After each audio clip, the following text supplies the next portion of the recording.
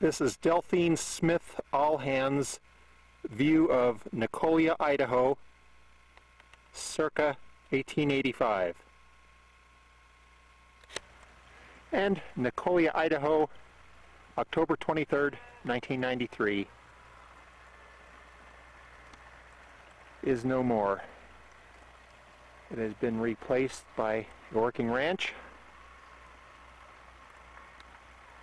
formerly owned by the Stewarts and now owned by LeVar Newman.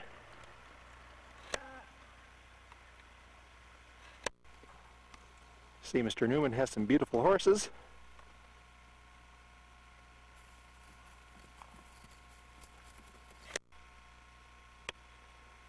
Today our late fall hike will take us up the Willow Creek drainage to the Continental Divide, where we will explore a new summit.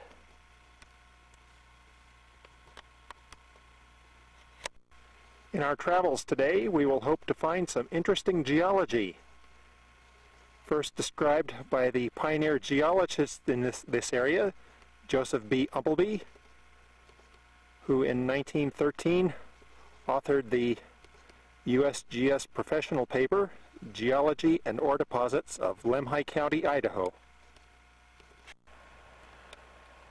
Willow Creek heads in the Beaverhead Range at the Idaho-Montana Continental Divide and empties into Birch Creek. And it's known as a transverse fault.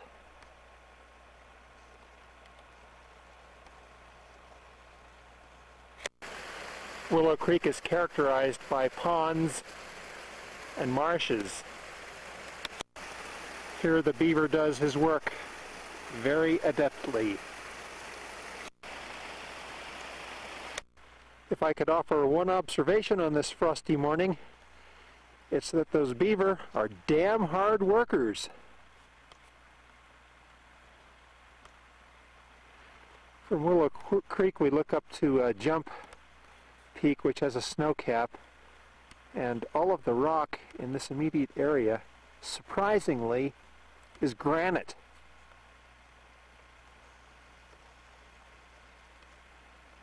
It's part of what's called the Beaverhead Pluton. The peak that we have chosen to climb today is elevation 10,404 feet, sits on the Continental Divide,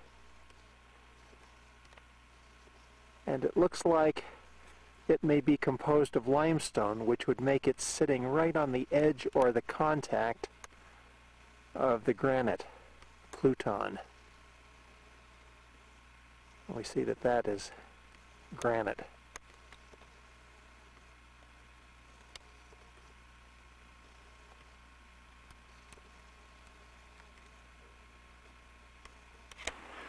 Granite is an igneous rock born of heat deep within the earth.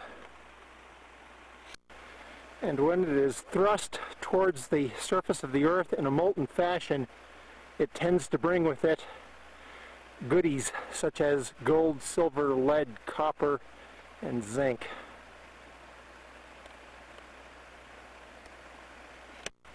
Further, oxidized iron points to metalliferous deposits in the area.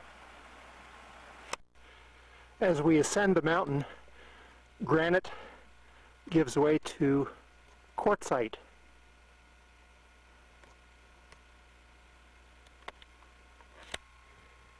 Quartzite is metamorphosed sandstone.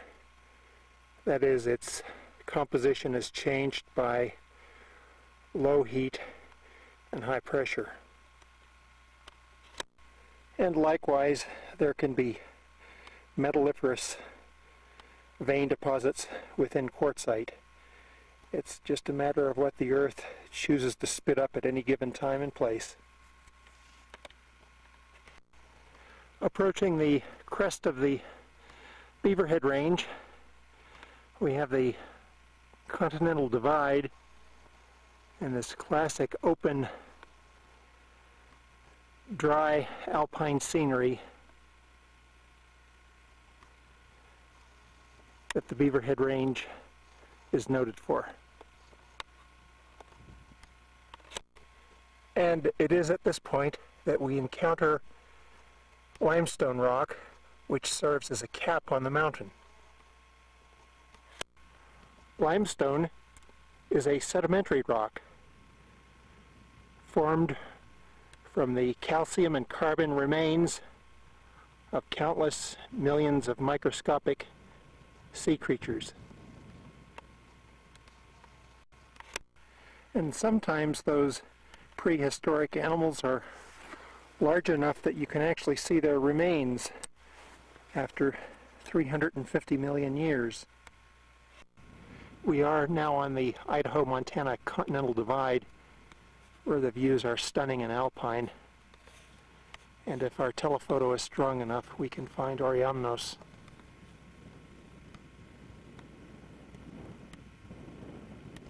The mountain goat, dressed in its winter white.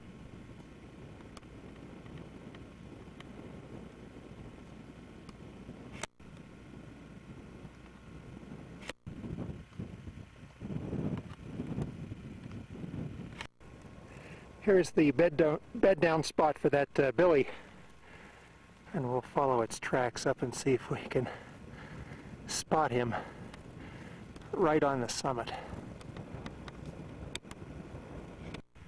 Well, most likely Billy has skedaddled somewhere to some inaccessible crevice in the mountain.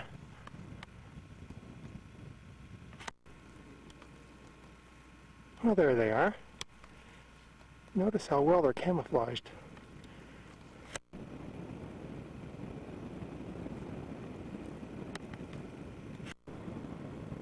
See you guys.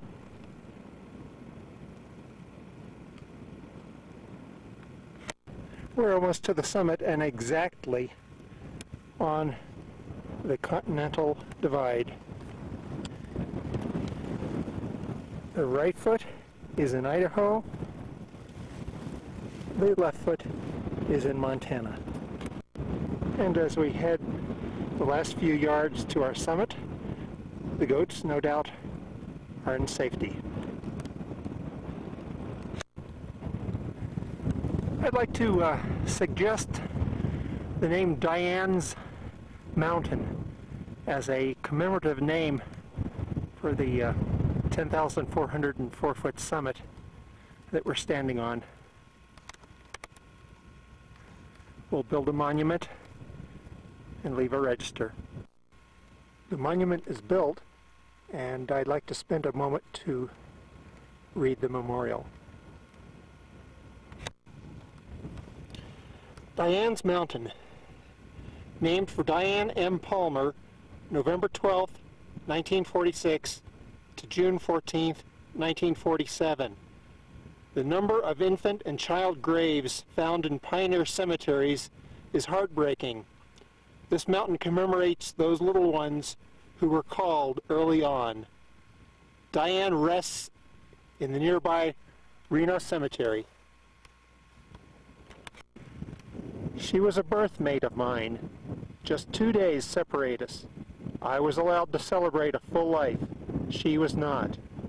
I stand on this summit for her. Rest in peace, sweet child of God. Kyrie eleison, Rick Bogger, Idaho Falls, Idaho.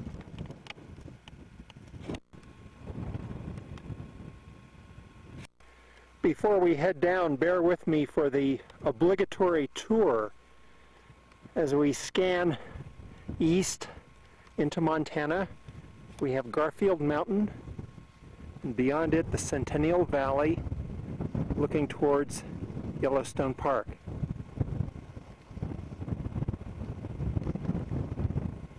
Red Conglomerate Peak is on the Continental Divide.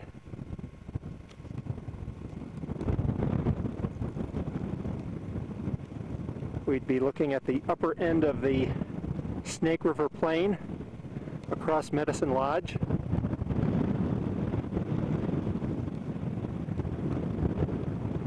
Sunny South Peak in Montana.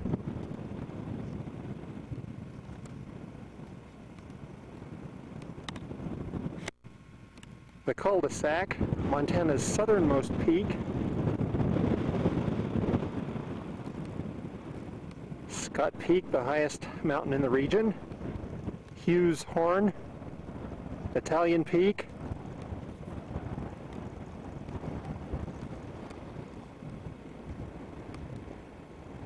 We're back in Idaho now, looking across Italian Canyon, Idleman Canyon.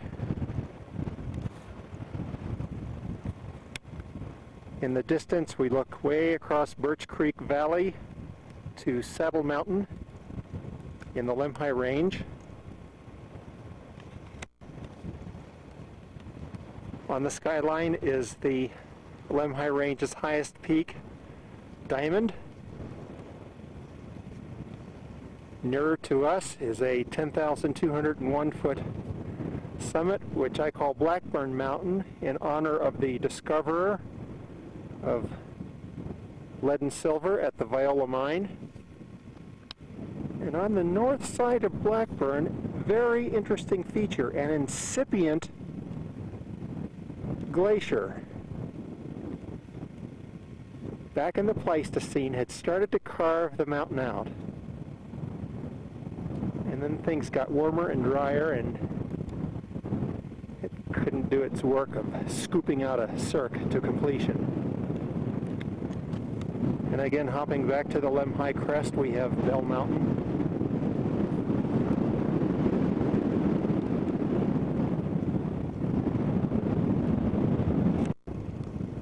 The Willow Creek transverse fault splits apart the Beaverhead Mountains at this point. And on the background is Sheep Mountain in the Lemhi Range, heading north to the Gilmore mining district. Nearer to us, we have that Beaverhead granite stock with Jump Peak, an 18-mile peak at 11,141 feet. Although the brand new map shows it to be 11,125 feet. I guess it shrank several feet. I affectionately call that the ice cream cone because in winter it looks just like an inverted ice cream cone. 18-mile peak. Montana's Medicine Lodge Valley. Looking across to the Tendoy Range. Back to the Bannock Pass area, and that takes us full circle.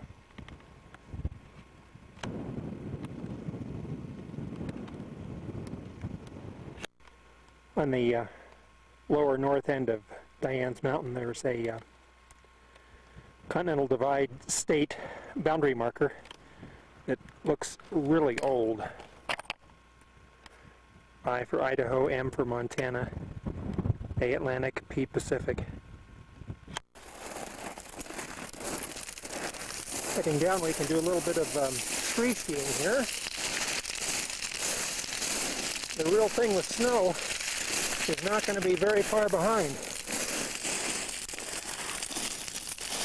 Coming up to our first trees and a lovely open meadow.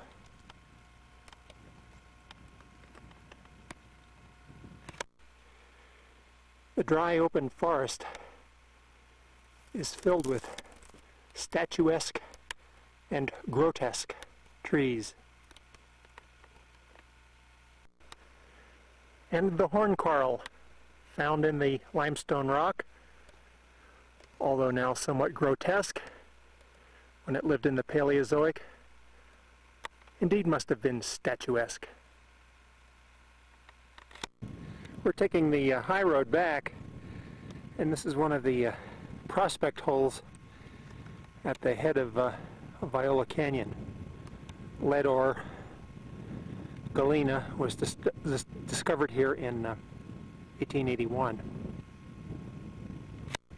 Shortly thereafter, the town of Nicholia was organized, named for Nichols, the mine superintendent,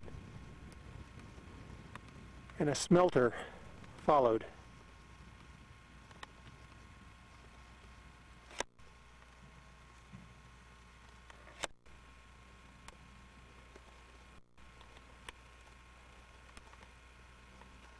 But by 1890, the lead had pretty much petered out. The smelter was killing cows, so things were pretty much dismantled.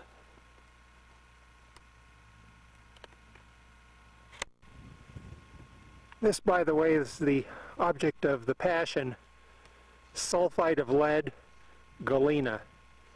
Lead was used for batteries, paints, battleships, and armaments.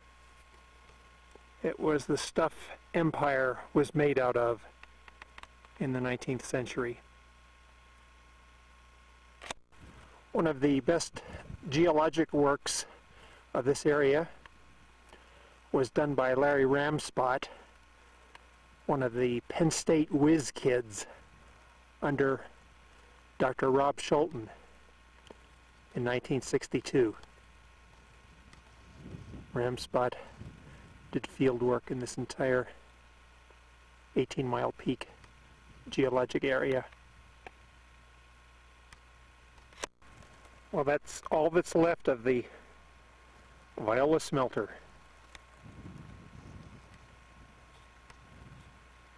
In Smelter Gulch. Now, when the smelter was running, it required all kinds of fuel, charcoal, and that's the reason that the charcoal kilns were established across the valley, the Birch Creek charcoal kilns.